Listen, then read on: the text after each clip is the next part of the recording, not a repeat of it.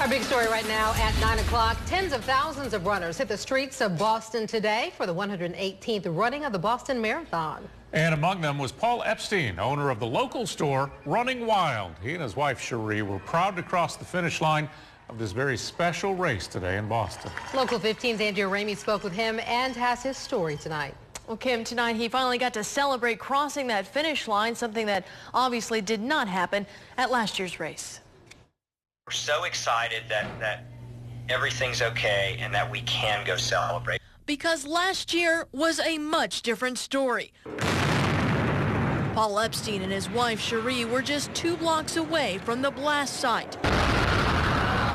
Back in Boston again this year, they visited the exact spot they stood when they heard the bombs. It was interesting to be in that spot and think, wow, this happened a year ago when we were standing right here on the moment that changed everything. 3 people died, hundreds were wounded. But that tragedy could not stop 36,000 runners from pounding the pavement this year for the marathon. Boston Strong was the chant, and it permeated the entire 26.2 miles. Epstein, who owns the Running Wild stores in Fairhope and Pensacola, spoke about his experiences via FaceTime today and admitted even he thought about the what-ifs before starting the race. No doubt everyone had this sort of thing in the back of their mind that there could be a copycat, there could be something else, there could be an issue. And, you know, we have children back at home and they were nervous. But he soon put his girls at ease, calling them at school today after he finished the race, his 9th time doing so,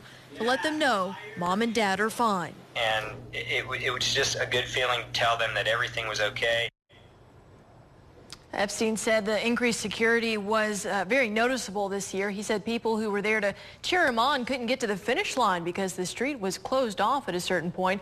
Epstein and his wife Cherie will be heading back home tomorrow. Kim?